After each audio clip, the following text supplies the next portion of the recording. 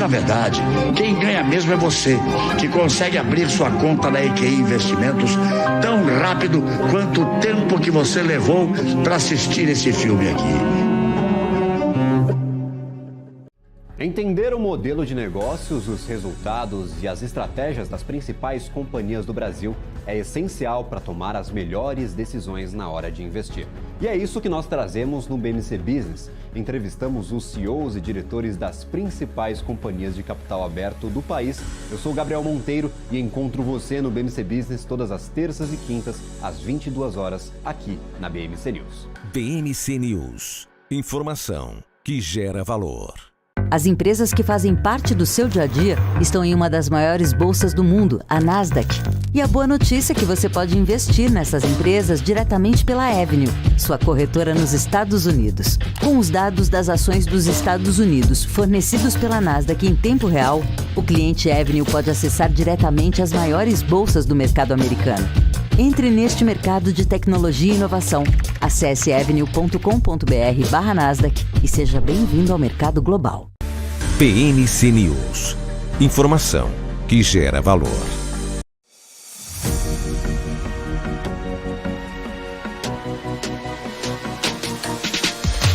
BMC News. Informação que gera valor.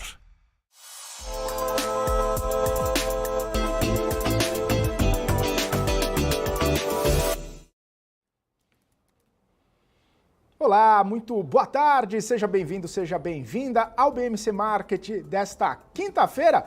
Hoje é dia 17 de agosto de 2023, estamos chegando aqui com os principais assuntos, os principais destaques que estão movimentando o mercado financeiro nessa tarde que a gente fala sempre agosto, né? Mas estamos tentando ter um gosto de bolsa para cima. Começou até no dia de hoje uma determinada animação, um determinado viés de alta no começo do pregão, mas logo se esvaiu, logo o Ibovespa não conseguiu sustentar o patamar de alta. Nesse momento cai 0,08. É uma leve queda? É, leve queda, praticamente no 0 a 0. Mas tem mostrado essa tendência, a tendência de um Ibovespa para baixo. Depois de 12 dias seguidos de fechamento no negativo, a gente se encaminha para esse 13º dia de queda no pregão do Ibovespa. Claro que a magnitude parece não ser tão grande assim, se a gente for pegar desde o comecinho do mês até agora, cerca de 5% de queda, não chega nem a dar um circuit breaker, mas é o psicológico, é o investidor vendo o investidor estrangeiro saindo, é o investidor olhando para o Ibovespa e vendo os candles negativos, é o investidor olhando para suas ações, muitas delas seguindo num patamar negativo e aquele efeito psicológico tomando conta de uma negatividade no mercado.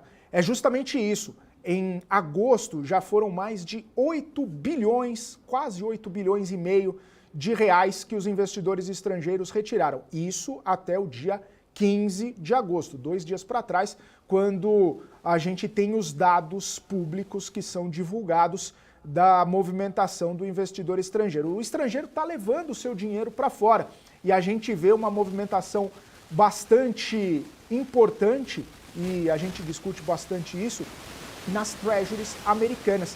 T10 tocou as máximas hoje, 4,32% de prêmio e muitos investidores indo buscar esse título risk-free praticamente lá nos Estados Unidos com uma taxa muito boa, uma taxa muito importante, uma das máximas aí desde 2009 ou mais, né? Ontem estava nas máximas de 2007, 2009, por aí, desde então as treasuries americanas, pelo menos nesse vencimento de 10 anos, não atingiam esses patamares há um bom tempo.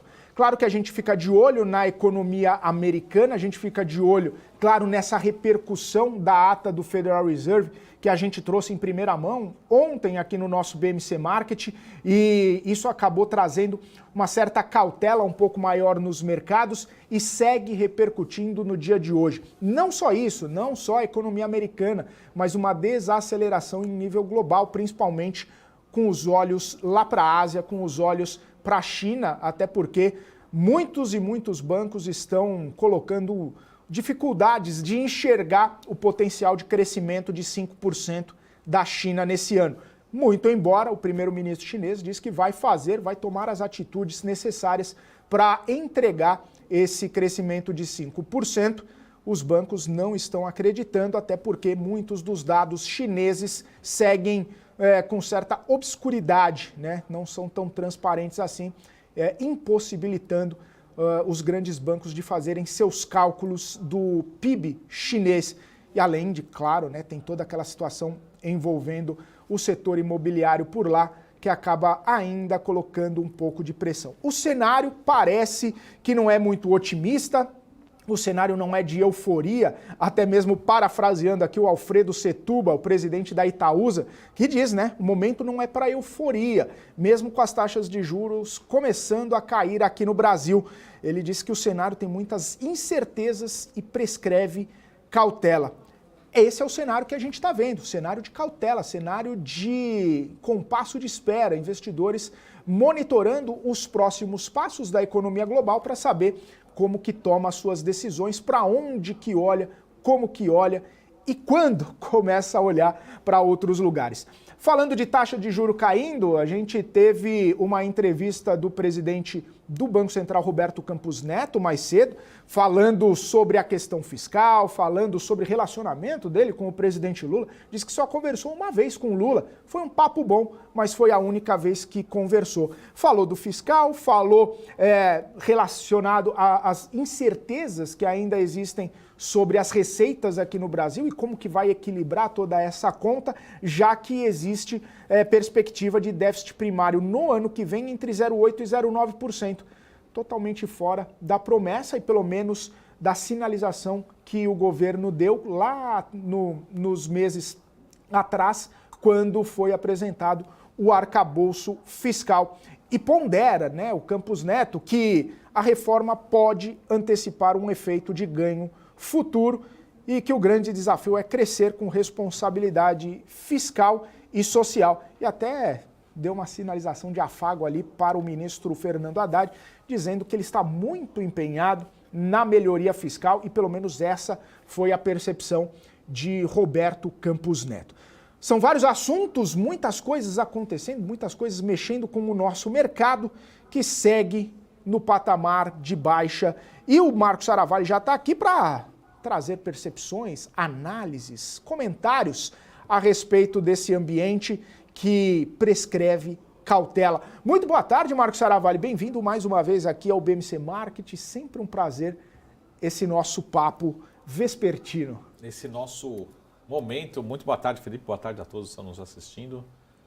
E seguimos nessa tendência de queda do nosso Ibovespa. Acho que essa é a grande pergunta dessa semana, desse mês. Sem um dia sequer, né, com alta aqui no nosso Ibovespa nesse mês de agosto. Todos os dias uma sequência negativa, acho que esse é o debate do momento.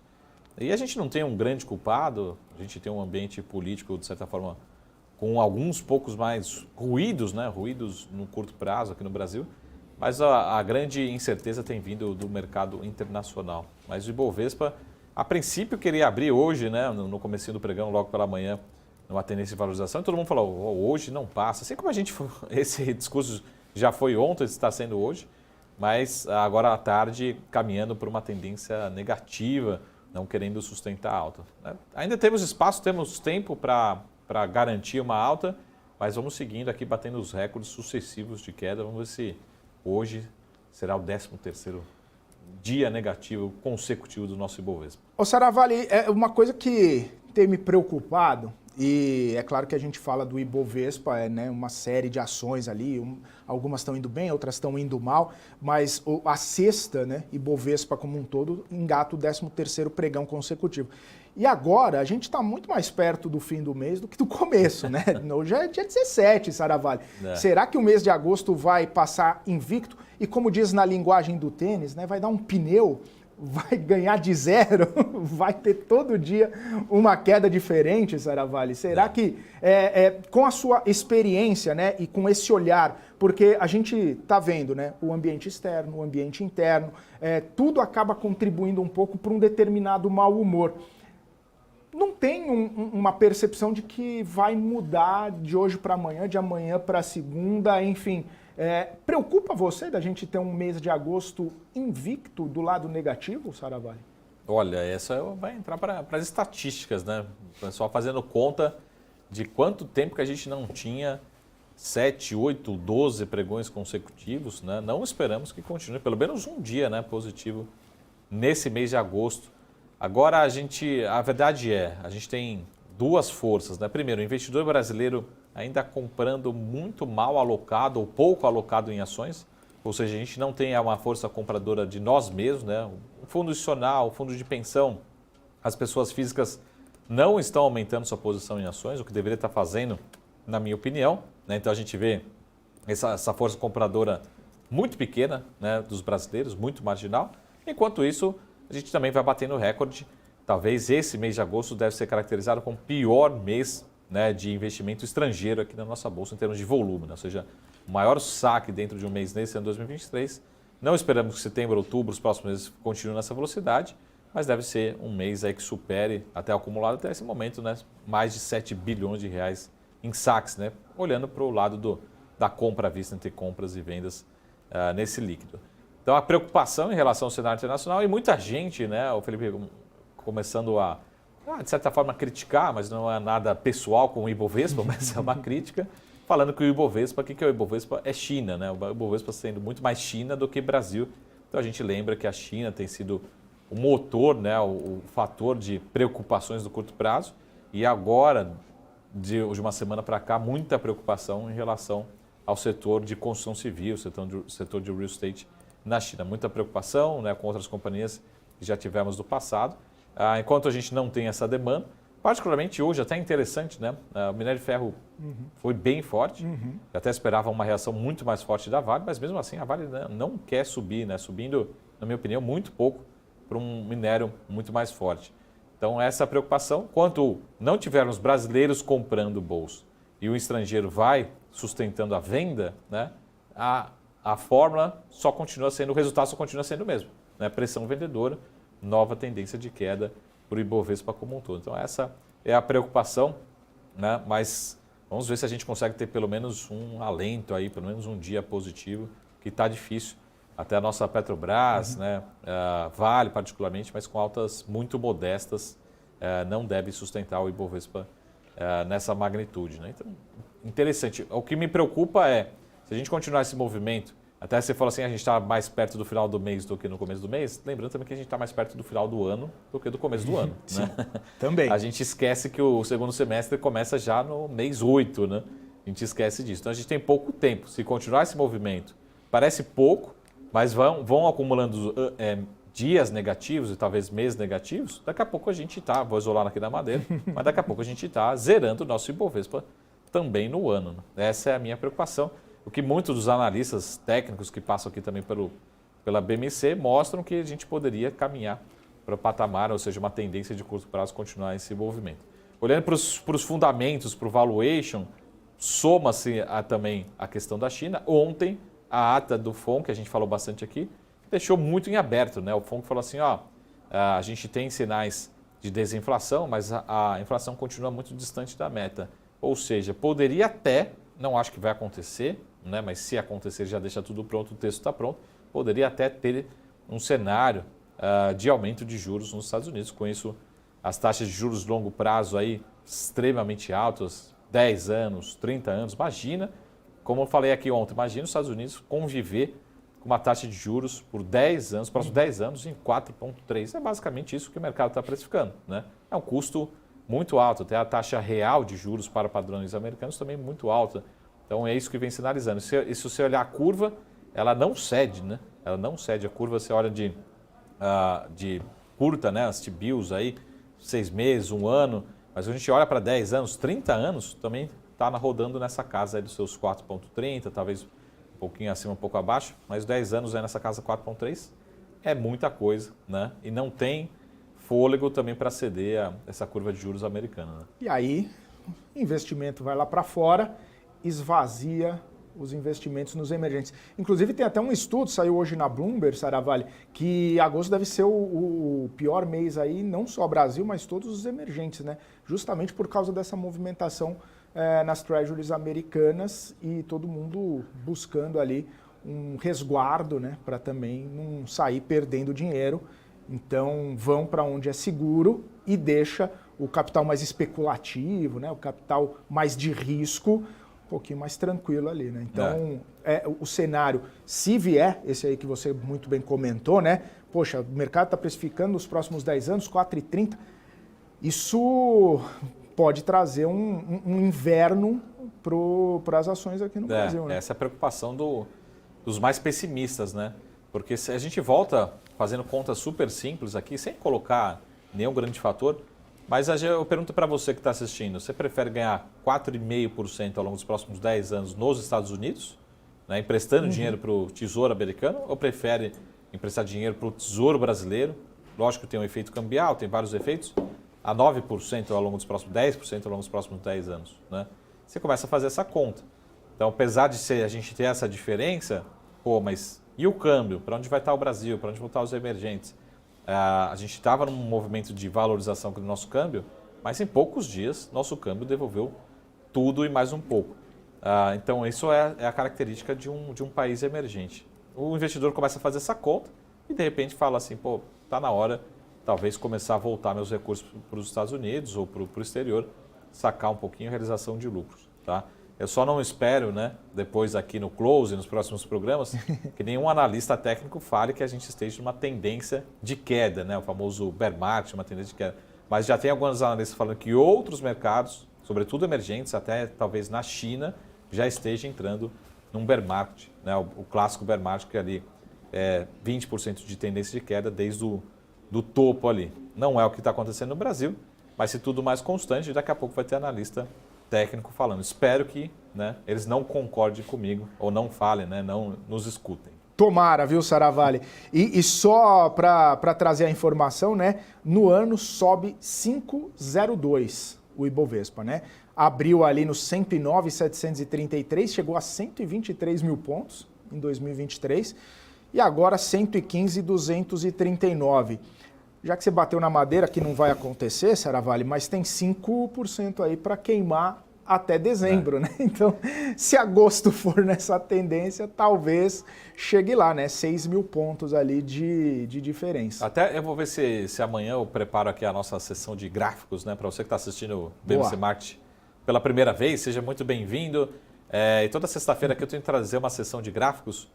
Eu vou ver se eu trago também um gráfico que é super interessante para mostrar um pouco dos fundamentos, mas para um Ibovespa que estava e ainda está extremamente descontado, subir 5% no ano é muito pouco essa valorização. A gente vai ver, vou ver se eu consigo trazer, o que a gente chama aí dos múltiplos projetados, né, o preço sobre o lucro projetado, a gente vai entender que a gente só subiu ali até o limite do primeiro desvio, ou seja, a gente tem todo um potencial para chegar na média histórica em termos de preço sobre lucro. Mas isso é uma antecipação do programa de amanhã, de toda sexta-feira, então já deixo esse convite. Então mostra que o nosso Ibovespa, pelas próprias ações que estão sendo negociadas aqui no Ibovespa, seja Petro, seja Vale, sejam os bancos particularmente, a gente está negociando ainda múltiplos muito descontados. Vamos fazer uma conta super simples até com um banco aqui que a gente já comentou muito, que é o caso do Itaú. O Itaú entregou resultados muito bons, fortes. Coincidentemente, a bolsa também, mas as ações do banco só caíram desde a apresentação do resultado, não justifica essa queda. Mas vamos fazer um paralelo, fazendo do que aconteceu já na história. O banco já entregou essa rentabilidade no passado? Já, né? Com uma Selic de 12%, 10%? Já. Então vamos comparar, né, cenários parecidos. Quando eu olho para o passado, quanto que o banco desse era negociado em termos de valor patrimonial? Em torno de 2 até 2,2 vezes, 2,2 vezes o valor patrimonial. Quanto está sendo negociado hoje? 1,4. O que eu estou querendo dizer? De uma forma super simples, caso de duas uma, né, ou o papel continua e o Ibovespa, consequentemente, continua muito barato, né, ou o mercado está precificando que a rentabilidade das empresas, que a lucratividade das empresas vai voltar a cair em algum momento. Eu acho que é muito mais o primeiro cenário do que o segundo cenário. Ninguém está apostando que a lucratividade dos bancos ou das grandes empresas vai continuar em queda. Temos discussões que a gente fala aqui todos os dias, como já falamos sobre JCP, outros pontos temos, né? Mas tudo mais constante, a lucratividade vai continuar crescendo, os papéis continuam muito descontados, né? Como o Felipe falou, 5% subindo o Ibovespa ainda nos parece muito pouco, né? Em relação aos fundamentos. O que me leva a acreditar, o que me leva até recomendar, né, como analista, é que caso esse movimento continue, daqui a pouco a gente vai falar, pô, vamos voltar a aumentar a posição em bolsa, está ficando muito barato, muito descontado novamente, olhando para os fundamentos que foram entregues aí. Tivemos pouquíssimas decepções, né, Felipe, nessa temporada de balanço. Talvez ali, como a gente antecipou aqui, para quem acompanha o marketing também, um pouco concentrado ali no setor varejo, consumo, algumas empresas tendo que fazer, ou procurando fazer novas ofertas, follow-ons, né? Isso traz preocupação, mas tirando o resto, acho que de uma certa forma, bancos foi muito bom, né? Itaú, Banco Brasil, BTG, grandes empresas, mesmo a Petrobras entregou ótima rentabilidade. De uma certa forma, as empresas estão entregando boa expansão de receita, com expansão de lucratividade operacional também, né? Sem grande desespero também na alavancagem, de uma forma geral. Então, isso vou tentar preparar para amanhã, já deixo o convite aqui para toda sexta-feira. Ô Saravalli, tem uma situação importante também, né, que a gente falou de repente, a gente importar um mau humor mundial no setor financeiro, né? Até hoje mesmo a Fitch acabou falando que o ambiente operacional dos bancos nos Estados Unidos segue ali no AA-, né? É uma perspectiva estável, mas não é assim tão importante. Existe algum tipo de risco ali que a agência de classificação pontuou nesse setor financeiro. E, coincidentemente, a gente falando de Ibovespa, né, Vale e Petrobras sobem, né, também sustentados pelas commodities, mas o setor financeiro está pesando hoje também. Não sei se é exatamente uma importação de algum mau humor externo, se tem alguma discussão além em tudo isso que a gente está falando do JCP e de outras questões, do cartão de crédito, que o rotativo do cartão de crédito, que o próprio Campos Neto já deu uma recuada e outras instituições, Febraban e várias outras instituições do varejo também já deram uma recuada nessa possibilidade de acabar com o rotativo, limitar parcelamento, que poderia impactar, de repente, algumas instituições financeiras. Mas, nessa perspectiva, o setor financeiro não andou, né? Não está andando, segue ainda numa determinada cautela ali. E você comentou, poxa, mas o Itaú, de repente, já rodou nesses níveis de múltiplos, já tem no ROI, no preço por valor patrimonial, enfim, o Bradesco não está nessa pegada. O Itaú está, o BTG, você falou, o Banco do Brasil. Tem até dois bancos, né? O Inter e o Nubank também vieram bem. Positivamente. Até o Pine veio, né? Eu me lembro que a gente comentou do resultado aqui com um resultado importante. A gente percebe que no setor também tem uma variação, né? Uma diferença entre alguns bancos, e a gente até comentou, né? Pô, de repente, será que o BTG vai chegar a ser incluído, né, no rol dos grandes bancos e tudo mais? Mas só para a gente pontuar para a audiência que está perguntando também aqui, Saravalli, Bradesco, nessa perspectiva, a ideia e a análise não é, de repente, a mesma dessa que você comentou sobre o Itaú. Vamos primeiro começar de fora para dentro, né? Talvez o que as agências de risco estejam falando, que a gente tem uma preocupação também muito grande com o segmento, o setor de crédito nos Estados Unidos. Lembrando que a grande crise financeira mundial, ela teve a sua origem no setor de crédito, concentrado no setor imobiliário, mas essa preocupação, fala-se muito sobre crédito estudantil, alguns créditos específicos nos Estados Unidos. Então talvez a agência de risco já esteja falando, né, colocando assim, eu vou rebaixar o rate dos Estados Unidos, caso realmente venha uma crise, também para falar que eu não avisei, né? Então talvez seja isso que a Fitch esteja alertando lá fora, né? Preocupação. Não é um tema, de certa forma, que vai ter alguma ruptura, alguma crise, mas vem aumentando alguns pontos de preocupação, até pelo próprio tamanho da dívida americana, enfim, diversos pontos. Quando a gente traduz aqui para o Brasil, eu acho que o mercado, minha opinião, né? Porque caso essa minha opinião esteja errado, acho que os papéis deveriam estar em patamares completamente diferentes. Então, o mercado acho que precifica que o Itaú não vai manter esse ROE, essa rentabilidade eternamente por muito tempo, por os próximos 2, 3, 5 anos, em algum momento vai se reduzir para 18%, 17%, né, tendo a Selic, aí, o nosso custo de capital de longo prazo, perto de 10%. Tá? Então, é isso que eu acho que o mercado precifica. E precifica o inverso também, que o Bradesco, em algum momento, vai recuperar sua rentabilidade e igualar ou se aproximar muito dos grandes bancos, do Itaú e do Banco do Brasil particularmente, e talvez voltar com o seu ROE ali em 14%, 15%, 16%. Então, essa é a minha opinião. Caso, né, minha opinião esteja completamente errado, na minha visão, os bancos, as ações dos bancos deveriam estar em patamares completamente diferentes. Né? E olhando para os fundamentos dos dois bancos, Itaú e Bradesco, o Itaú deveria estar sendo negociado a múltiplos muito maiores, preços muito maiores em bolsa. Né? Então o mercado continua dando esse benefício da dúvida de que o Bradesco em algum momento vai recuperar sua rentabilidade e a gente sabe também que é um banco muito grande, tem muita coisa acontecendo, mas a princípio na rentabilidade não mostrou esse caminho. E a grande preocupação é diversos segmentos, mas principalmente o segmento de crédito. Né? Nos parece que o Bradesco tem, entre aspas, errado mais na sua concessão de crédito, né? Ou seja, ser traduzido num menor retorno, no maior risco, numa maior inadimplência, né? Consequentemente numa menor lucratividade do que em relação aos outros bancos. Isso eu estou tentando pegar o que é crédito, de fato, porque senão quando a gente pega, esse banco tem mais seguro, esse banco tem mais tesouraria, tem mais mercado de capitais, mas as operações de crédito, me parece que o Itaú tem, vamos dizer assim, errado menos ou acertado mais, e o Bradesco errado mais das suas concessões. Né? Então, é isso que o mercado espera, né? Que tenha uma correção de rota, sobretudo no mercado de crédito, na concessão de crédito do Bradesco particularmente. Tá? Mas é impressionante de como que, mesmo sendo um banco, o BTG, em diversos números bem menor do que o Bradesco, né? O mercado já querendo precificar ele como um player, né?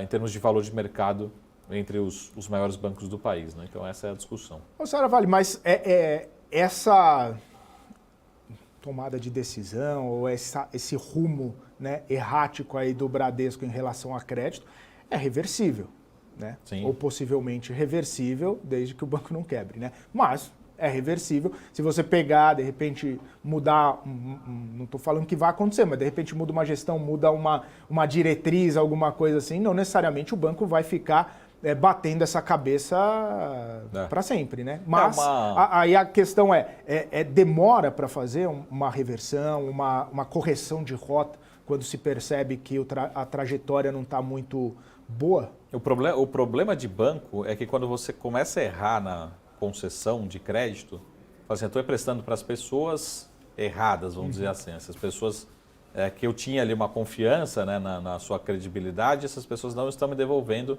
ou não estão me pagando os juros, devolvendo o principal. Como é que o banco vai fazer de uma forma radical, né, se não tiver... Isso demora ao longo do tempo. A primeira atitude que o banco pode fazer é simplesmente, então vamos fazer o seguinte, então não vou emprestar mais ninguém. Aí ele corrige 100%, já que não empresta para mais ninguém, também não tem mais inadimplência. Então essa é a discussão. Também os bancos têm uma responsabilidade social muito grande, né? O banco não pode simplesmente falar assim, Bradesco, o presidente do Bradesco, do Itaú, do Banco do Brasil, não pode falar simplesmente, nos próximos 12 meses eu não vou emprestar nada, ou minha carteira de crédito vai cair 10%, eu vou ser muito mais cauteloso, eu vou começar a ser mais restrito na concessão de crédito. Isso vai contra a economia, isso vai contra a sua própria existência, né? Então é muito difícil num banco publicamente falar assim, como eu estou com muita inadimplência crescendo, estou ficando preocupado. Não, quem tem que resolver isso tem que conhecer melhor o seu cliente, né? Tem que conhecer, ter melhor sistema, ter melhor alguma metodologia ali para conseguir recuperar melhor esse crédito.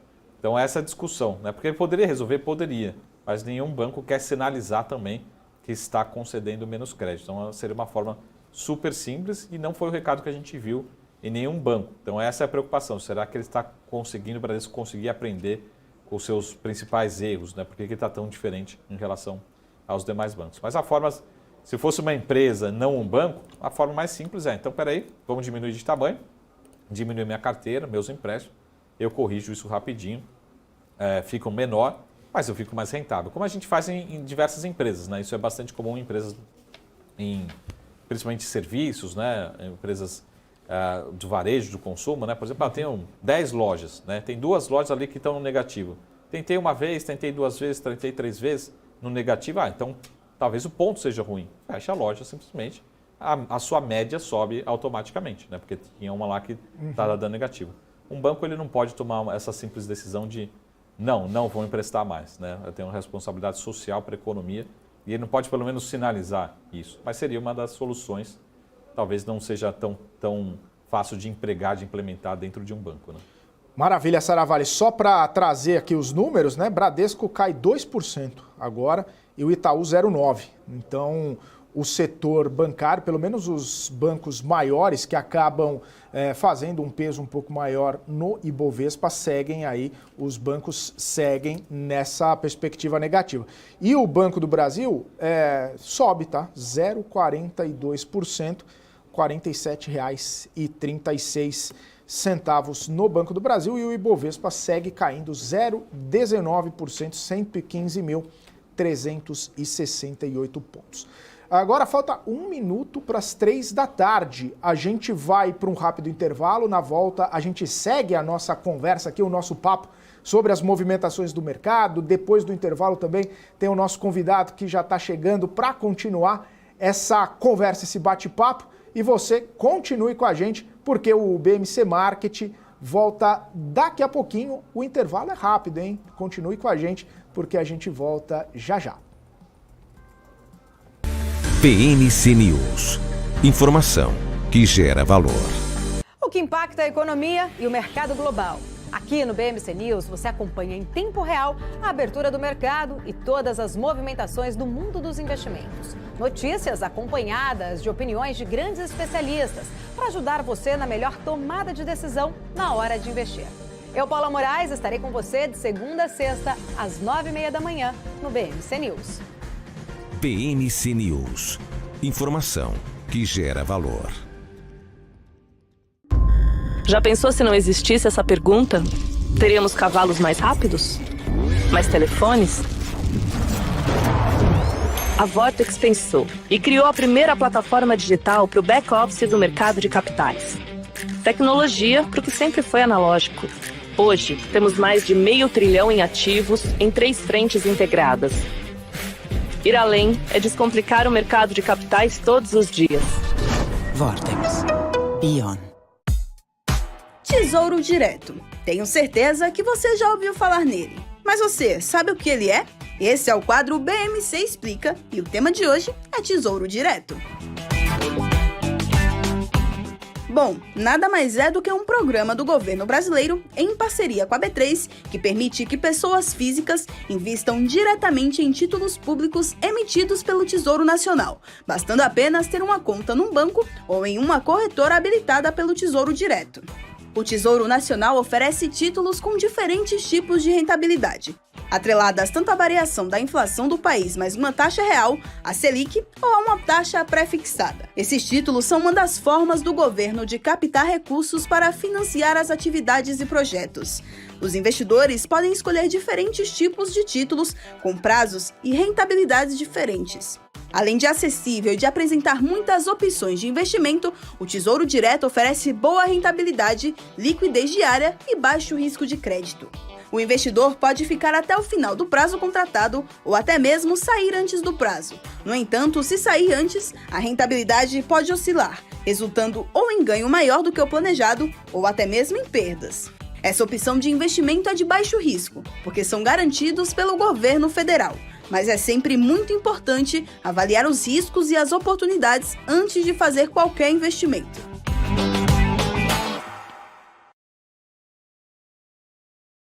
A minha vida foi e é marcada por grandes histórias, sonhos, objetivos, conquistas. Me chamam de narrador de emoções. Mas, na verdade, eu narro escolhas que mudaram vidas, inclusive a minha. Por isso, eu escolhi a EQI Investimentos, o parceiro que me orienta na hora de investir e que me dá autonomia para conquistar meus objetivos. EQI Investimentos. Invista em suas escolhas. BMC News. Informação que gera valor.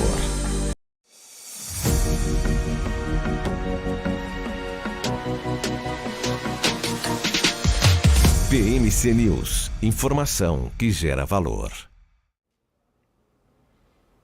Muito bem, estamos de volta aqui na programação BMC Market ao vivo. 3h04 agora, já vamos chamar o nosso convidado dessa tarde, Anderson Menezes, fundador e CEO da Alkin Research, já está conosco. Anderson, seja muito bem-vindo. Sempre um prazer falar contigo. Muito boa tarde para você. Tá me ouvindo, Anderson? Alô, alô? Boa tarde. Tá me ouvindo? Tô ouvindo. Eu tô te ouvindo, sim. Não tô ouvindo você, só um minutinho. Você não tá ouvindo? Então vamos fazer o seguinte, vamos reconectar o Anderson e aí daqui a pouquinho a gente já volta, já conversa com ele com tranquilidade, já conversa com ele sem pressa. Vamos falar um pouquinho agora dessa movimentação do Ibovespa, que está caindo 0,25, 111.301 pontos. Quem está se destacando negativamente?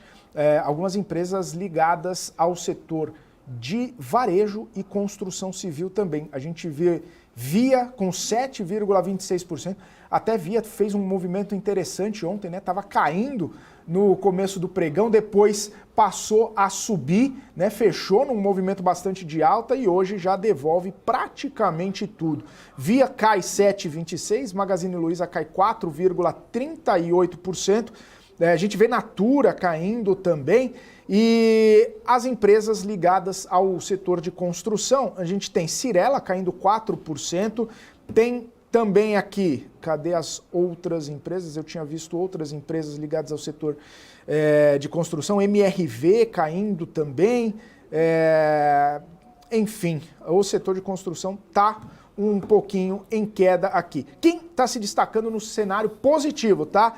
Minerva, olha só, 3,35. Interessante que Minerva estava num movimento diferente esses dias, né? Enquanto JBS, BRF subiam, né? E até Marfrig subia, a Minerva caía. Hoje parece que o jogo virou. Minerva subindo, tem JBS subindo também no pregão de hoje, mas a gente vê a Marfrig e a Marfrig caindo neste pregão de quinta-feira. Bom, o Marcos Saravalli... Diga lá. Posso... Fica à vontade. Só fazer uma observação antes do convidado entrar. Faça. Ontem a gente estava falando aqui de Via, sobre o aluguel. Pessoal, você que está aí também acompanhando as ações um pouco mais no curto prazo, dia a dia, né, numa visão um pouco mais de trade, é super importante acompanhar se tem alguém muito grande, alguma distorção. E o que me chamou a atenção, até ontem, para quem está aqui no marketing, eu comentei de Via. A taxa média de aluguel ontem, taxa média, tá? Então, qualquer tomador ali pagou 11%. Tá? Ordem de grandeza, posso trazer também amanhã atualizado. A taxa média, antes de ontem, na verdade, com as informações de ontem, a média já subiu para casa de quase 14%. Só que, antes de ontem, teve um tomador que pagou 60% para tomar os aluguéis, né? Ou seja, pegar de alguém e botar para vender, apostar na queda, 60%. Ontem, como é que foi a taxa máxima, né, do tomador? 80%, Felipe. Uhum. Então, o que eu estou querendo dizer, pessoal? Muita atenção com Via, tá? Porque isso mostra que pode ter, principalmente investidor institucional, que está querendo pegar esse papel para vender, apostar na queda. E o que ele está fazendo com uma taxa de 60% na terça-feira e 80% na quarta-feira? Essas foram as duas taxas máximas, tá? Não quer dizer que foi a média. Uhum. A média, mesmo assim, a média é de cerca de 14%. Estou falando da Selic, né, no ano, estou falando um percentual muito alto. Tá? Mas me chamou muita atenção, no caso de Via, não existe tanto essa distorção entre mínima e máxima, mas olha a média, 11%, 14% e a máxima de 60% na terça e 80% na quarta-feira. Tá? Então, muita atenção. Ou até pelo contrário, né? Você também que está acompanhando Via, talvez esteja olhando muito para a tendência de queda, uma possível queda, né, nos papéis como a gente está vendo hoje, particularmente. Poxa, Saravalli, 80% é muita coisa, né? Você já chegou a ver alguma taxa nesse patamar em outras ações? Assim, em cenário, como diz, normal de pressão e temperatura, não, né? Porque só se tiver um caso de uma crise, um caso realmente algo extremo, né? Uma especulação, por exemplo, isso talvez pode acontecer, movimentos especulativos em banco, por exemplo, Agora, numa empresa, isso é bastante difícil, né? Mostra também um pouco da, entre aspas, vamos usar uma palavra forte aqui, Felipe, mas talvez até o desespero desse investidor que está querendo apostar na queda, né? Não estou conseguindo encontrar, mas tem alguém que te empresta por 80% ao ano. Tudo bem, eu tomo, né? Então esse é o recado desse BTC tão forte, né? Tem alguém aí grande apostando na continuidade das quedas da Via. Isso depois a gente vai trazer outros números, tá? Não é nada particular com a Via, mas chama a atenção da Via do tamanho dessa taxa. Maravilha, Saravalli. Então agora sim, né? Temos aqui o Anderson Menezes, fundador CEO da Alkin Research, já está aqui conosco. Agora me ouvindo. Muito boa tarde, Anderson. Bem-vindo aqui ao BMC Market. Um prazer falar contigo novamente. Agora sim, Felipe, Marcos, Saravalli, tudo bem, pessoal? Desculpa aí o mudo e também o barulho que está nos fundos aqui da obra do vizinho aqui, que talvez saia ao fundo aí, mas valeu a pena o atraso, porque o Marco complementou informações muito bacanas aí da Via do BTC, que eu acho que são super relevantes. O Anderson, então, já para começar, né, já passo a bola de Marcos Saravalli para Anderson Menezes, essa movimentação de Via, né? Ontem a gente até comentava aqui que Via estava num movimento de queda do nada, disparou no pregão de ontem, fechou numa alta bastante importante, hoje já devolve bastante também. A movimentação, e a gente está vendo isso já há algum tempo, em algumas ações específicas de varejo, acaba deixando a gente meio tonto assim na hora de acompanhar. Como que você vê, né, essa movimentação? Como que você avalia também essa informação que o Marco trouxe, né? Alguém disposto a pagar 80% ao ano para deixar short ali as ações de Via. Já viu isso? Já pegou algo parecido nesses anos de mercado? Como que você está avaliando esse cenário? Olha, é bem pontuado. Acho que o Marco definiu bem uma palavra, tá? É desespero, tá? Acho que para você pagar 80% assim, de alugar numa taxa, por mais óbvio que o case seja, acho que é um tanto quanto perigoso. Acho que até tiveram algumas small caps menores, o TC, se eu não me engano, o IRB na época lá, também de todo caso, acho que chegou em algo parecido, tá? Não me recordo, a gente pode até buscar essa informação depois.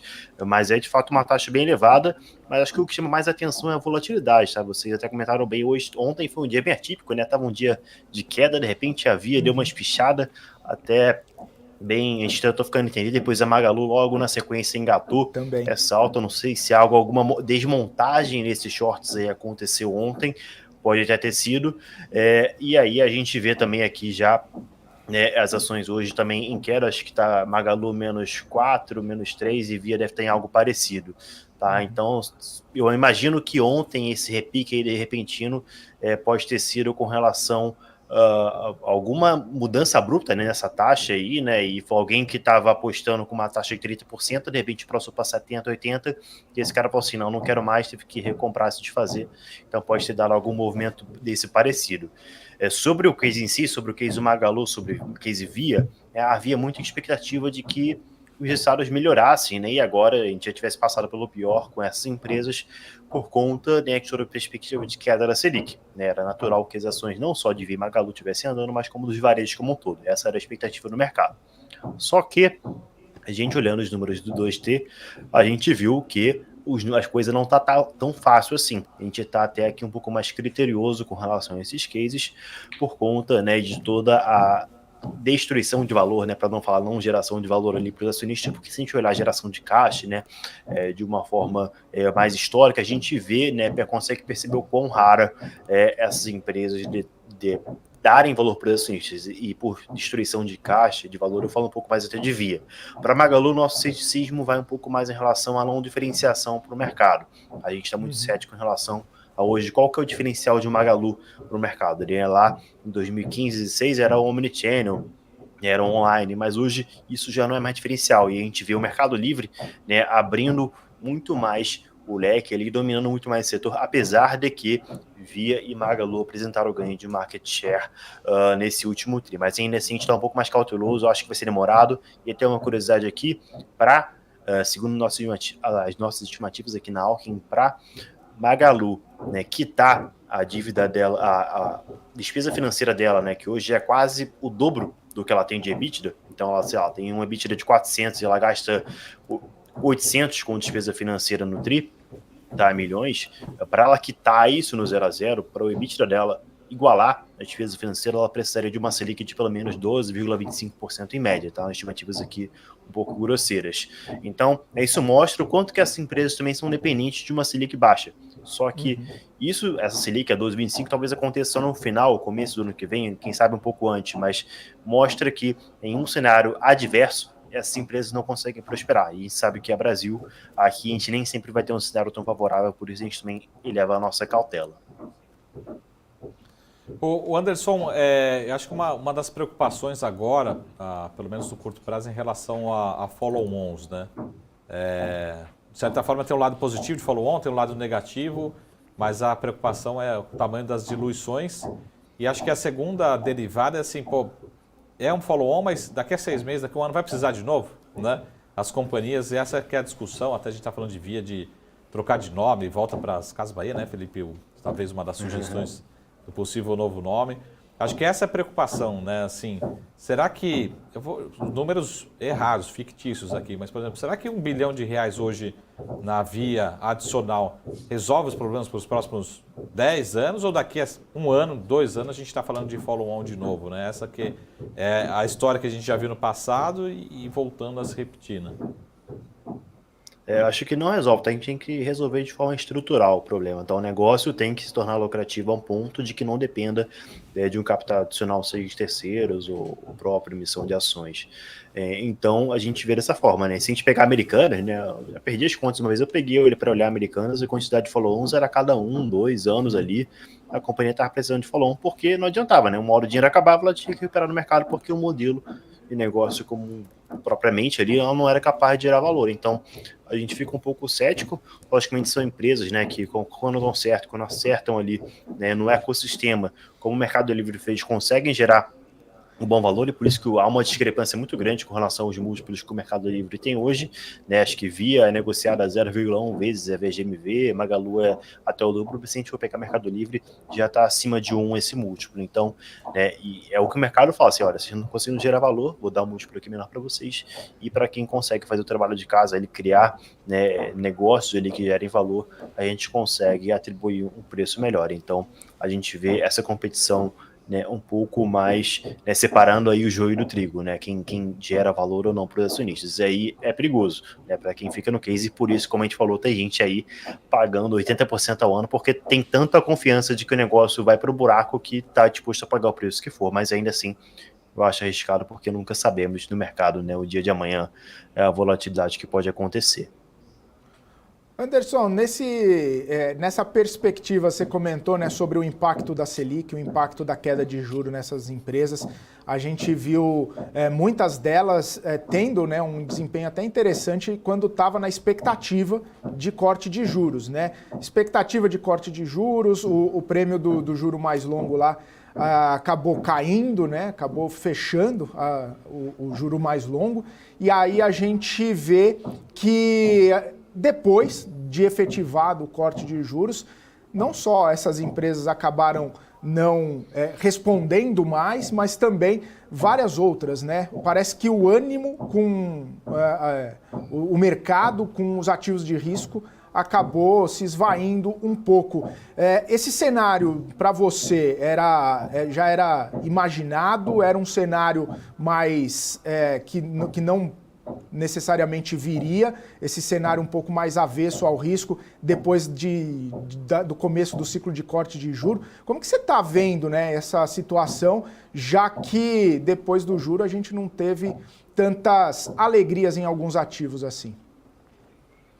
Perfeito, Felipe. A gente vê isso muito mais atribuído, tá? A gente, acho que o Ibovespa, a gente está falando aí quase que diariamente, né, dessa sequência agora já em 13 dias, né? O que tudo indica, teremos 13º dia consecutivo de queda desde o Big Bang, era paleolítica, né? Nunca teve uma sequência ainda que a conta gotas, como a gente está vendo agora, mas é o que coincide bruscamente com o investidor estrangeiro, que vocês, até peço desculpas à audiência se eu estiver repetitivo algo que vocês mencionaram antes, mas são 8,5 bilhões que saíram, né, desde o início de agosto até agora o dia 15. Então, é um capital expressivo, o estrangeiro que hoje representa 53% do volume negociado na nossa bolsa, e sem ele, a gente nunca vê o Bovespa andar. tá? Se a gente pegar historicamente, posso até confundir um pouquinho os números, mas em estimativas é basicamente isso. Nas últimas 6 vezes aí, vocês podem pegar lá, colocar no Google Ibovespa, né, contar no horizonte maior, né, quantas vezes o Ibovespa chegou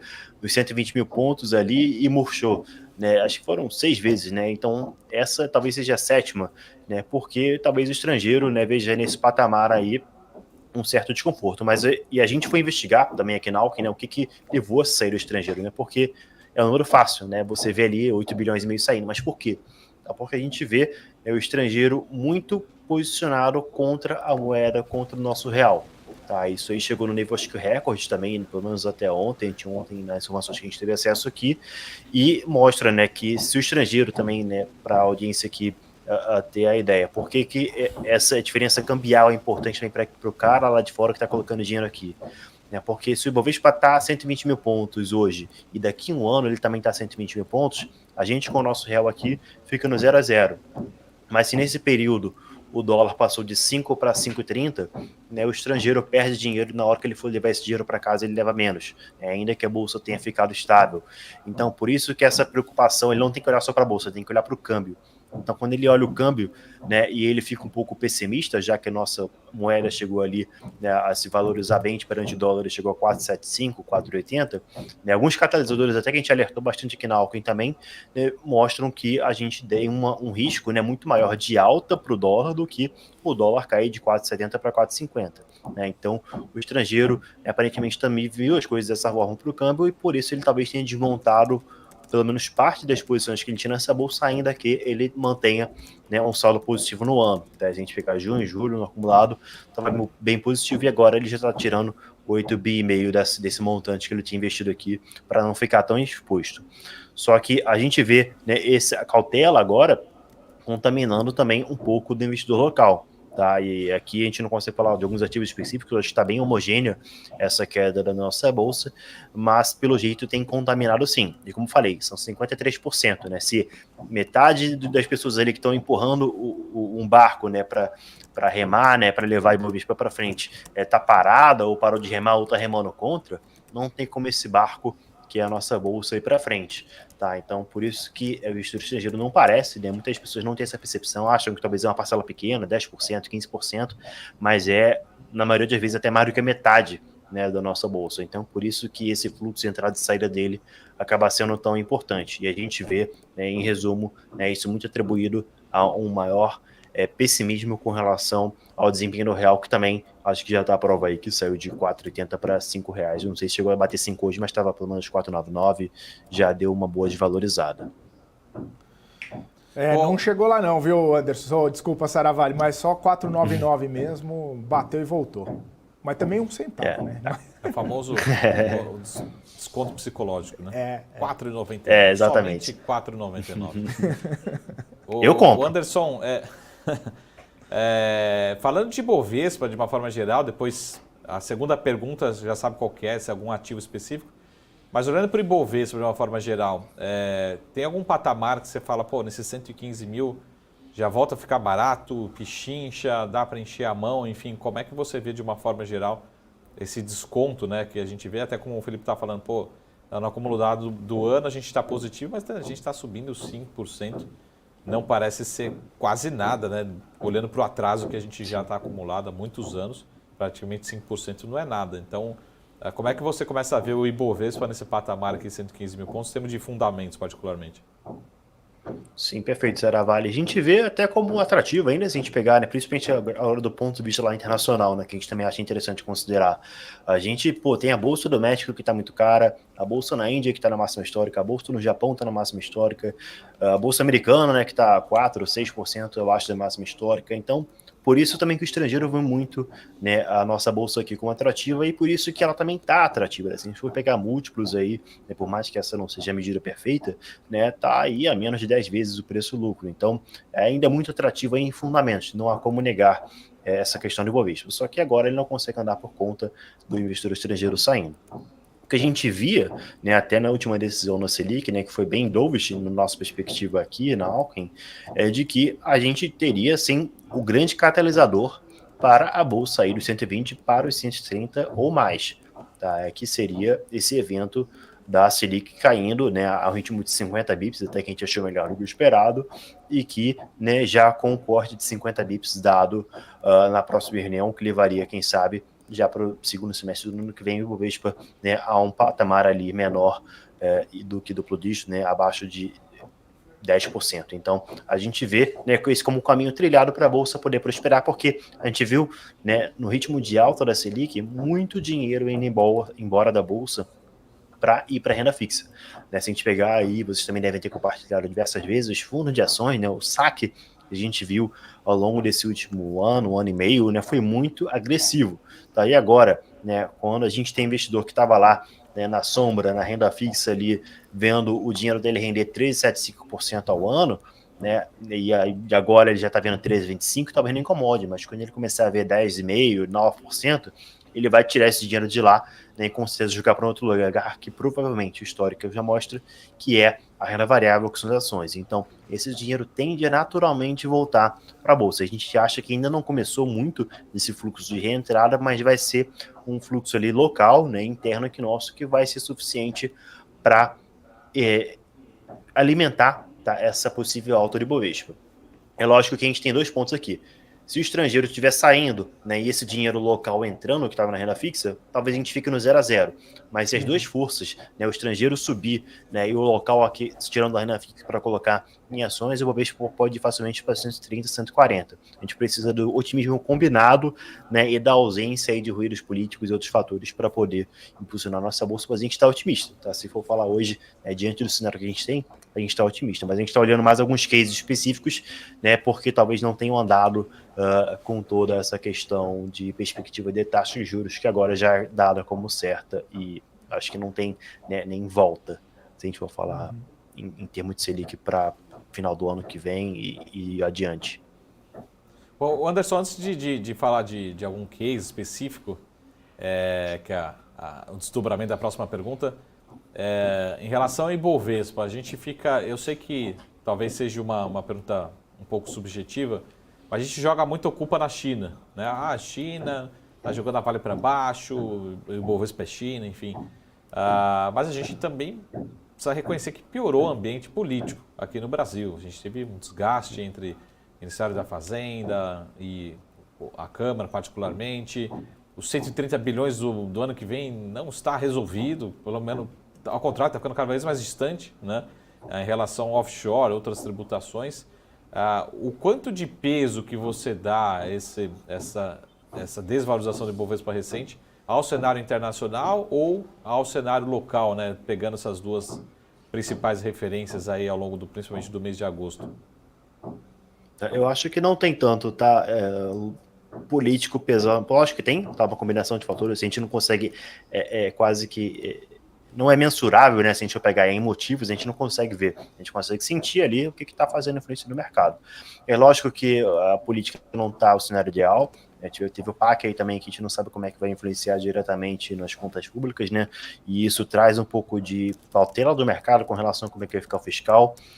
Tem a questão agora também, que eu acho que até que influencia um pouco mais, não se mencionou tanto isso, do reajuste da Petrobras, né? Quanto que isso vai mexer com a expectativa de inflação. A gente acredita em 30 ou 40 bips a mais no IPCA no ano.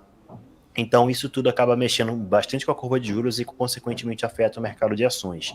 Então, essa cautela um pouco mais agora de inflação, né, subindo um pouco, commodity também alta, petróleo 4, 5 semanas consecutivas de alta, acho que também acabou influenciando um pouco mais.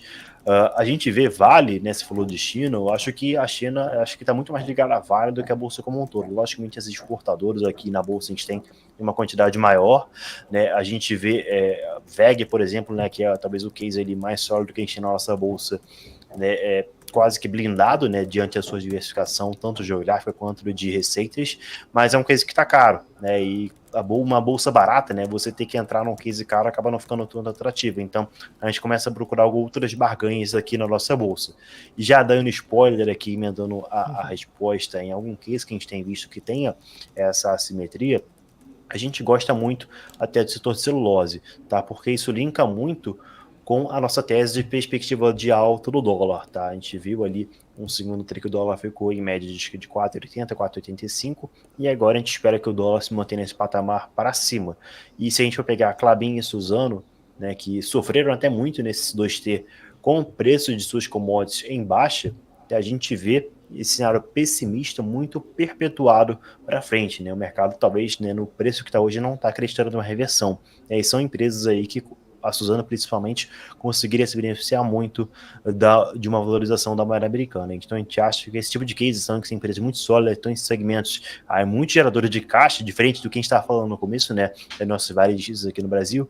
A gente está muito otimista porque a gente vê o mercado ainda um pouco cauteloso. Hoje, por exemplo, até são 2 ações, pelo menos a Suzano que eu estou vendo aqui, é uma ação que também está subindo mesmo nesse cenário um pouco estável. Então a gente acha que ainda são ações defensivas e que tendem a trazer bons retornos, tanto em valorização quanto em segurança para o investidor na carteira daqui para frente.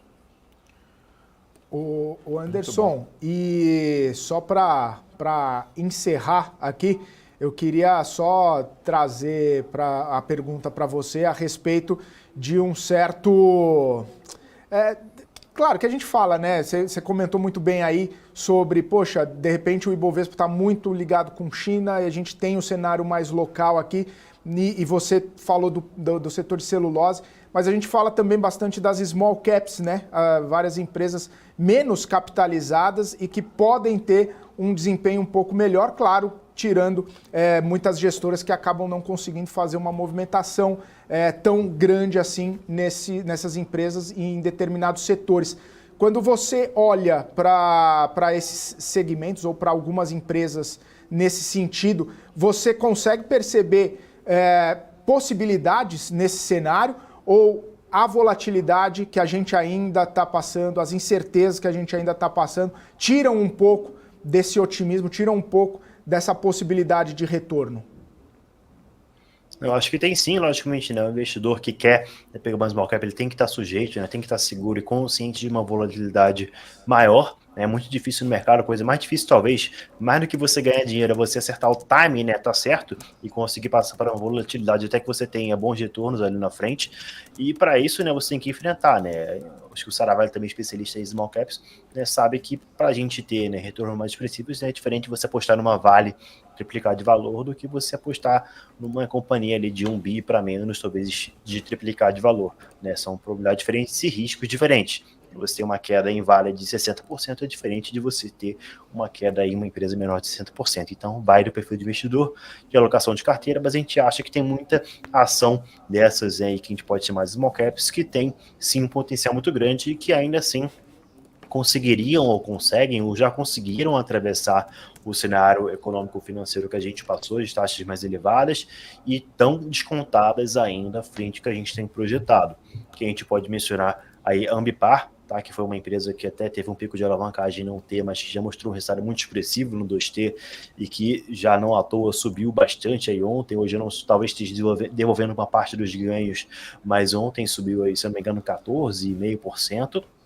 A gente gosta muito também de LogCP, que é a LogG3, né, que era uma empresa ali que fica dentro do grupo MRV, que faz galpões classe A, esses galpões de armazenamento que tem uma série de clientes super diversificada, né, que também tende a se beneficiar com essa perspectiva de queda da Selic, que também não andou tanto recentemente, não pegou nem esse rally todo do Ibovespa, e tem outras empresas aí, mas acho que essas duas são as principais, tá? Que eu gostaria de mencionar aqui, que talvez não acompanharam tanto o rally, né, que tem perspectivas positivas, estão descontadas na nossa visão aqui na Alckmin e que podem atravessar com maior segurança esse cenário. Então, eu acho que são cases interessantes, estão em negócios seguros, né, entre aspas, e sólidos, e que tendem a ter uma demanda resiliente, estão com bons números e quem está bem otimista aqui.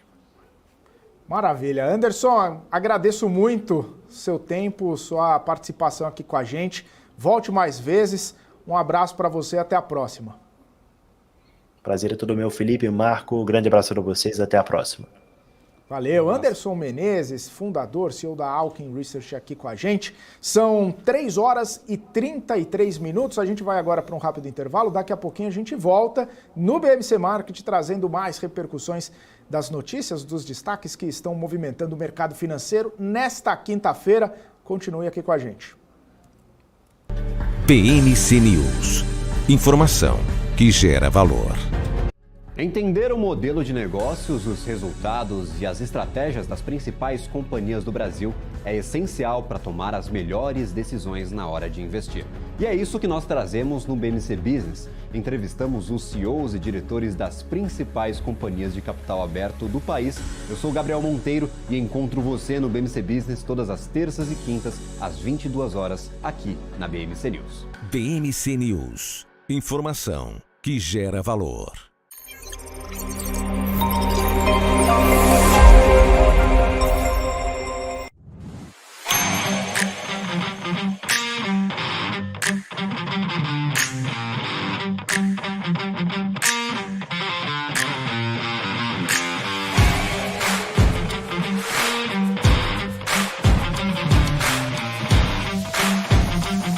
Vortex. Beyond. Os casos de dengue, zika e chikungunya estão aumentando em todo o país. Mas quando aumentamos a prevenção, diminuímos o problema.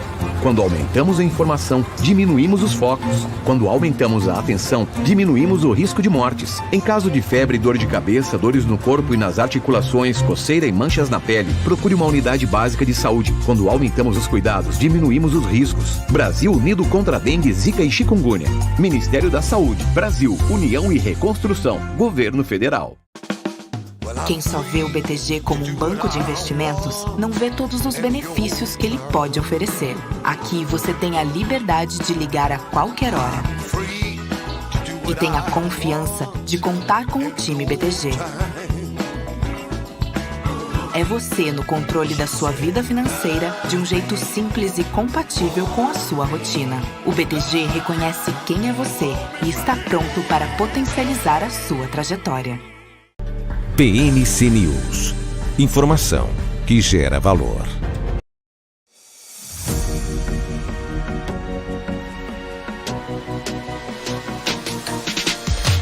BMC News. Informação que gera valor. Muito bem, estamos de volta aqui na programação BMC Market ao vivo, 3 horas e 35 minutos, ainda monitorando o Ibovespa, a queda de 0,28%, segue Via ali com uma queda de 6, São Martinho queda de 5,28%, Cyrela 4,50% e também a BB Seguridade 3,5% de queda. Quem sobe, as empresas que mais sobem, Minerva sobe 3%, Cielo 2,40%, a Eletrobras 2,18%, Eletrobras voltando a figurar em algum momento nas altas do dia, né? E depois de alguns pregões de queda, depois de toda aquela situação envolvendo apagão, envolvendo sinalização do governo tentando reverter o que foi acordado lá no movimento de desestatização, de privatização da companhia, com mais participação no conselho. Enfim, Eletrobras voltando a figurar entre as altas do dia. E tem uma informação também bastante importante, até sobre o ministro de Minas e Energia, Alexandre Silveira. Ele disse agora há pouco que o parecer vem sendo editado pela Advocacia Geral da União sobre a exploração de petróleo na bacia da foz do rio Amazonas e que esse parecer, essa sinalização da AGU pode destravar todo o imbróglio em relação ao tema. Para ele, o documento vai ser favorável à liberação de perfuração na região pela Petrobras. A gente lembra desde maio, essa situação está sendo debatida, está sendo conversada e analisada pelo IBAMA, e o ministro disse que está confiante de que vai dar um passo fundamental em breve com esse parecer da AGU, que vai dar segurança jurídica. Ele avalia que a exploração não vai trazer perigo de contaminação da foz do rio, já que o local a ser perfurado fica a 500 quilômetros da costa.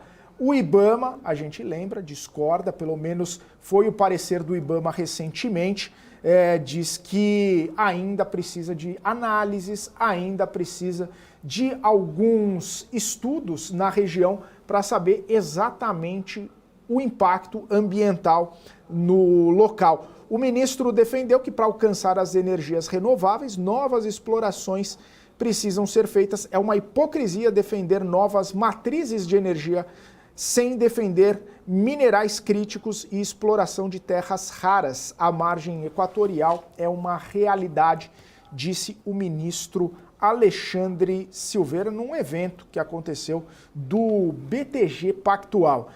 Saravalli, várias questões são levantadas com essas falas aí do ministro Alexandre Silveira. Primeira delas, né? Tá todo esse imbróglio, né? O IBAMA diz não, a Petrobras quer que diga sim, entrou a AGU nesse meio do caminho, falando que, de repente, o documento que o IBAMA requer não necessariamente é preciso para fazer a liberação. Enfim, uma discussão que vai, talvez, ainda por alguns tempos, né? Primeiro sobre isso, depois a gente estende aí para as novas dúvidas que vão sendo colocadas com essa fala do ministro. Será que sai rapidamente, Saravalli, depois de um parecer da AGU? Depende do conceito de rapidamente, né? Mas para uma exploração de petróleo, qualquer decisão, qualquer anúncio que ocorra ainda esse ano, que possa até, de repente, sinalizar alguma programação de investimento no plano plurianual da Petrobras, né? Lembrando que são fases de estudo, você tem uma sequência, um ramp-up, né? Uma curva de aprendizado, mas isso é muito bom. Notícias que gostaríamos de ver, né? Gostaríamos de ver, sim, lógico que uma autorização, né, em relação ao IBAMA rápida, entendendo, lógico, que 2 pontos. O lado que acho que o próprio ministro ressaltou, tem risco? Lógico que tem risco, é super importante entender todos os riscos, mapear, diluir isso ao longo do tempo. Mas a gente está falando de uma distância relativamente grande, a gente está falando de uma margem, enfim. E a gente está falando também de toda a pesquisa que o Brasil é vanguardista em relação à exploração de petróleo, offshore. A gente tem muita tecnologia, bons engenheiros. Então a gente precisa reconhecer isso, né? Como é que é a exploração no pré-sal aqui na bacia de Santos, de Campos, enfim? Como é que foram essas autorizações? Agora, a gente precisa entender, como o próprio ministro falou, só que a gente está com uma nova frente de geração de empregos, de arrecadação de impostos, de crescimento econômico. O Brasil vai se tornar uma referência, já está se tornando uma referência mundial em exploração de petróleo. E até a expectativa, né, notícias que gostaríamos de ver ao longo dos próximos anos, isso a gente vai ter um volume bom, qualidade muito boa, preços super competitivos, custos de exploração. A gente pode mudar de patamar mesmo. Então, no mínimo, acho que precisamos sim entender as autorizações, mas o IBAMA também precisa colaborar para a gente que cresça, né, cresça de uma forma sustentável em todos os sentidos, mas que cresça também de uma forma mais veloz, né, que não tenha empecilhos, que não tenha impedimentos para esse nosso crescimento. Tá? Então a gente tem críticas em relação a outros países, mas a gente sabe que tem outros países que têm uma burocracia menor, enfim, acaba tendo todo esse processo, mas é tudo muito mais ágil. Então acho que é essa preocupação. Eu espero sim que tenhamos. E mais importante, que o próprio governo, né, vamos pegar aqui, entre aspas, órgãos do mesmo governo, mas vamos colocar aqui o Ministério de Minas e Energia, a própria Petrobras, né, querendo essa aprovação. Tá? Qual que são as exigências do IBAMA, outros órgãos do governo? Vamos atender, vamos explorar, mas é importante aprender tudo que já foi feito, né, superado em relação à exploração do pré-sal, por exemplo. Né? Eu tenho certeza que há 20 anos atrás, né, talvez a gente já cogitava essa existência dessa reserva de petróleo aqui no Brasil, mas a gente não estava preparado, não era o momento. Né? Até que chegou o momento, não, temos tecnologia, temos engenharia, temos pesquisa, temos segurança para explorar, vamos ver se a gente já é capaz de explorar o pré-sal. Então, nesse momento que a gente precisa aprender e falar, nós somos referência, né? Isso vai ser um benefício para todo o país. Então, eu espero sim que aconteça de uma forma rápida, que traga benefício para a sociedade como um todo e também para o acionista de Petrobras. Todo mundo acho que vai agradecer essa exploração.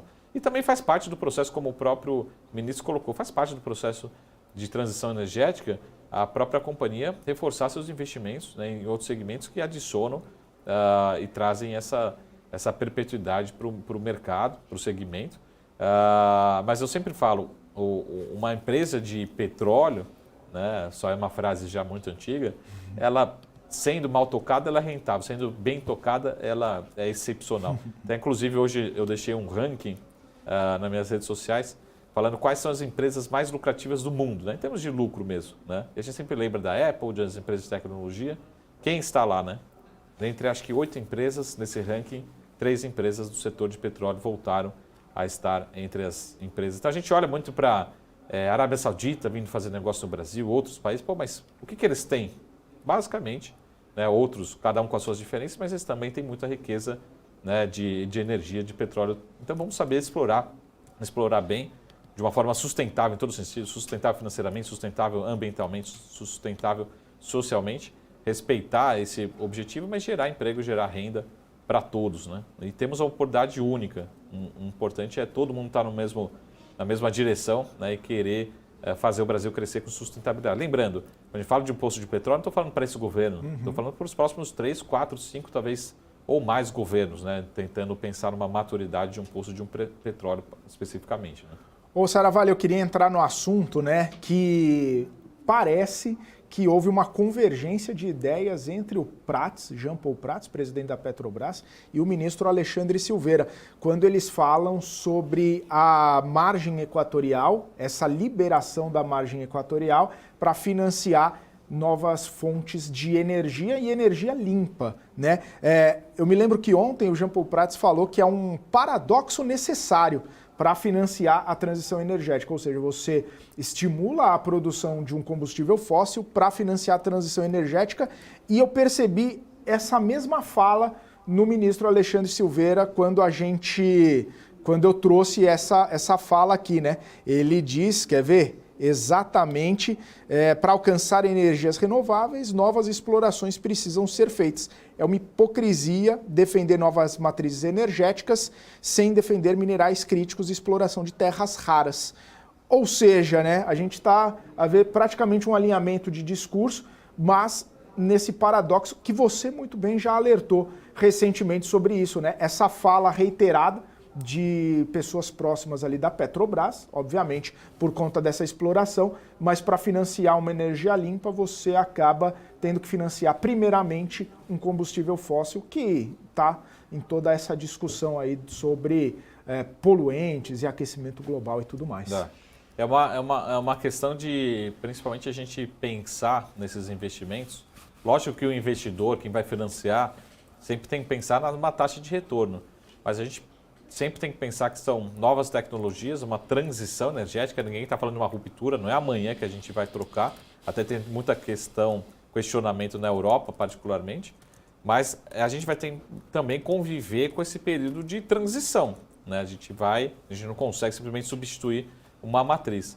Até eu estava recentemente, mais especificamente na semana passada, que eu não estive aqui no Marte, em visita a um debate no estado do Ceará em relação a energia limpa, especificamente ao hidrogênio verde, né, que talvez o Brasil seja um dos poucos países que a gente consegue entregar, mas hoje a gente está numa fase, podemos dizer assim, piloto do hidrogênio verde. A gente não sabe qual que vai ser a velocidade, se vai ser substituído, como é que vai ser transportado, tem alguns riscos ainda. O Brasil ainda não é competitivo, não dá para a gente dizer isso, mas como ele está sendo utilizado hoje, até numa soma, né, de uma utilização de uma energia, por exemplo, de algumas termoelétricas, particularmente da EDP, por exemplo.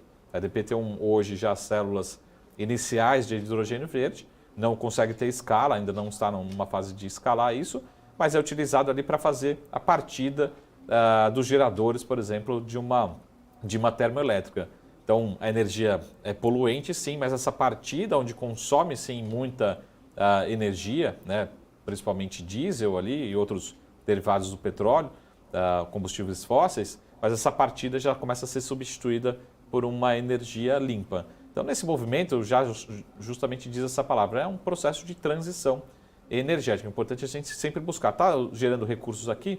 Beleza, mas uma parte desse recurso ele vai ajudar para financiar esse movimento também de energias mais limpas, né? Então, no curto prazo, de novo, a gente viu a Copa, né, recentemente, vemos outros países, todo mundo queria em algum momento, ter essa fonte de recurso, até para você utilizar para outros bens, né, o bem-estar da população como um todo. Então, é uma questão que, na minha opinião, deveria ser superada mais rapidamente. Até o Felipe perguntou assim, qual velocidade você gostaria? Eu esperaria que fosse muito mais rápido, né? Não tem questionamento, é uma fonte de receita e de renda para todo mundo. Depois os recursos podem ser uma parte, vamos explorar na margem equatorial? Vamos. Mas toda 10% da exploração vai ser destinada necessariamente para a transição energética. Enfim, a gente consegue criar um arcabouço aí regulatório para trazer segurança e também acelerar esse processo e o Brasil se tornar uma referência aí na contribuição da transição energética. Um dos exemplos no estado do Ceará e outros estados tem sido muito a utilização do hidrogênio verde, que ainda está muito começando, né? Não temos a competitividade, mas o que a gente sabe é que só no Brasil, a gente diz aquela velha frase, né? O sol nasceu para todos, mas parece que no Brasil a gente foi mais beneficiado, né? Temos mais sol do que outros países. Então, sol, hoje, até, por incrível que pareça, não sei se vocês estão todo mundo na mesma página, mas a gente teve recentemente essa mudança da matriz energética. Hoje, por exemplo, a energia fotovoltaica, né, a solar, já é a segunda maior fonte do Brasil, né? Então, isso também não aconteceu da noite para o dia, mas muito por conta de investimentos que foram feitos, né? E aqui nas grandes cidades a gente nem percebe, né? Onde que está essa usina? Está espalhada ao redor do Brasil, mas a gente tem, né, fomos abençoados pela natureza e uma delas a gente precisa agradecer, que chama-se sol também, que brilha muito mais do que em outros países. Hoje a nossa fonte ela é hídrica, mas em segundo lugar vem a energia solar, né, de investimentos por vários anos que aconteceram e continuam acontecendo no país, né? Saravalli, só para a gente encerrar o assunto petróleo, né? Porque o CIT disse hoje, né? Tem um relatório do CIT, diz que apostar contra o petróleo em 2024 faz sentido. No inverso, né? Exatamente. Ele diz que apostar contra o preço do petróleo no ano que vem faz sentido porque probabilidade de demanda fraca e a oferta robusta.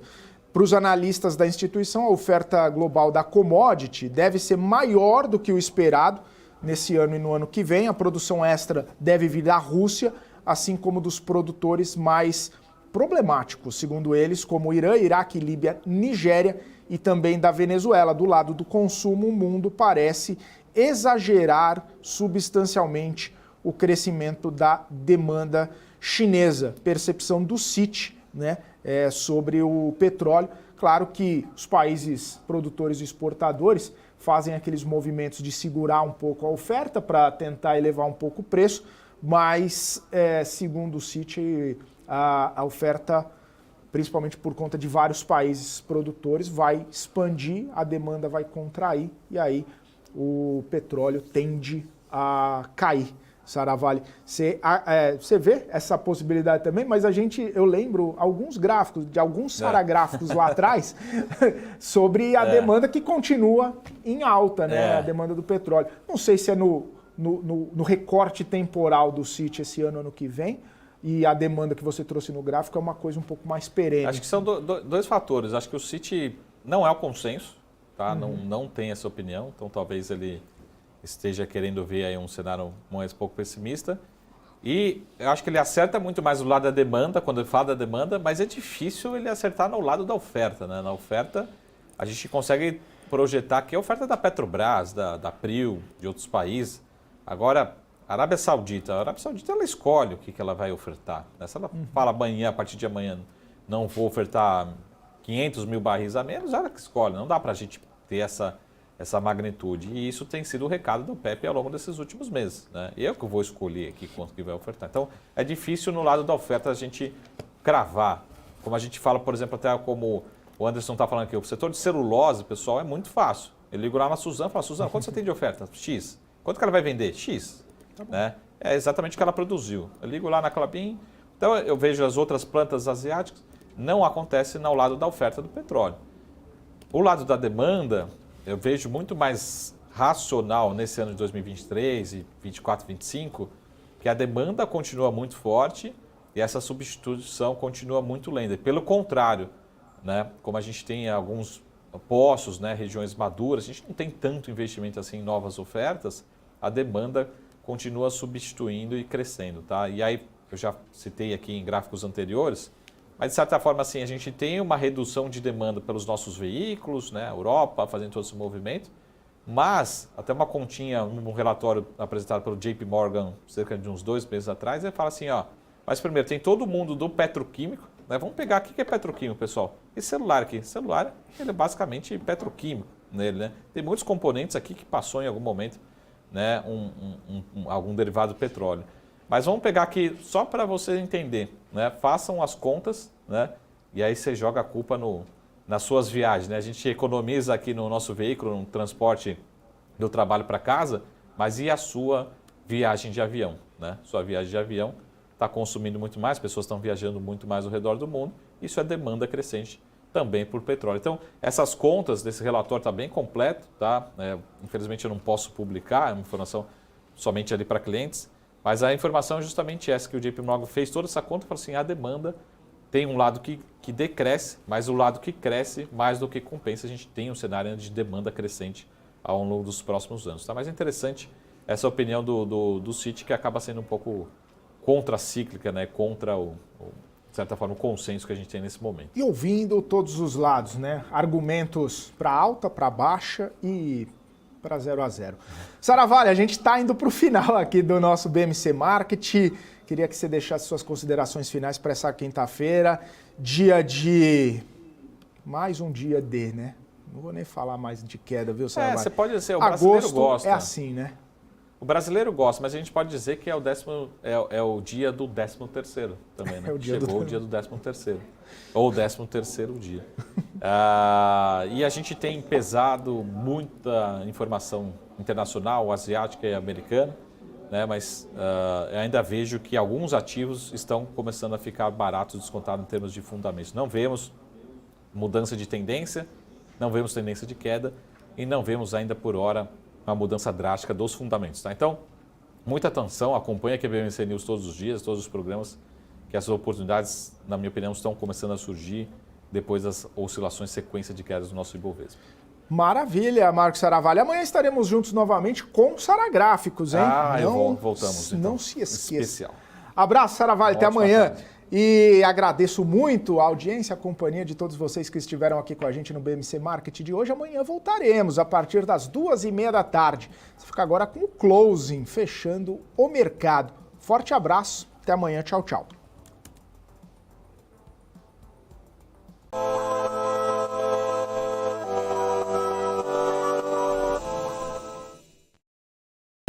BMC News. Informação que gera valor. O que acontece no mercado financeiro no Brasil e no mundo está na BMC News. São 24 horas de programação para ajudar o investidor na melhor tomada de decisão. Independência e jornalismo sério. Não estamos plugados em nenhuma instituição financeira. Isso nos dá liberdade de levar a informação sem nenhum viés, sem conflitos de interesse. Ser a ponte entre as notícias, empresas, especialistas e os investidores. Tudo